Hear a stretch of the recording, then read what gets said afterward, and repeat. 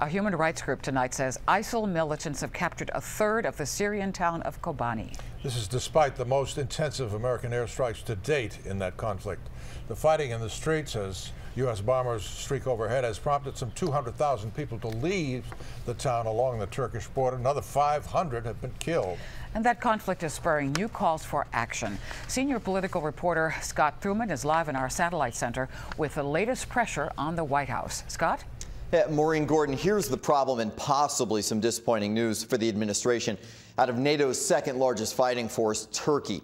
Leaders there indicating there are no plans at this point to send ground troops over the border to stop the spread of ISIL. Add former President Jimmy Carter to the list of people like former Defense Secretaries Leon Panetta and Robert Gates, now firing away at President Obama over his handling of ISIL, saying he waited too long to act. As I've indicated from the start, this is not something that is going to be solved overnight. New poll numbers show a majority of Americans also lack confidence. 51% disapprove, only 40% pleased with the president's approach. Of course, urgency is a factor as Islamic terrorists continue to gain ground. There is also impatience by the family of Peter Kasig, also known as Abdul Rahman, an American aid worker captured last year and threatened as the next to be executed. His mother even sending this tweet: "I'm trying to get in touch with the Islamic State. My husband and I are on our own with no help from the government. We'd like to talk to you. How can we reach you?" We have reached out to the Kasig family. It remains true that we are using all of our military, intelligence, law enforcement, and diplomatic capabilities to bring Peter home.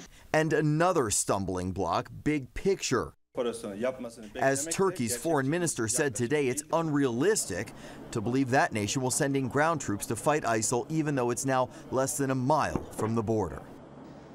And we want to update you on that video that we showed you earlier this week of a suspected terrorist with a North American accent that the FBI put online distributing, along with a plea for information on those who may travel to fight alongside terrorists. Well, a spokesperson from the FBI tells me tonight that they have received a, quote, substantial number of web visits, some of which have generated leads.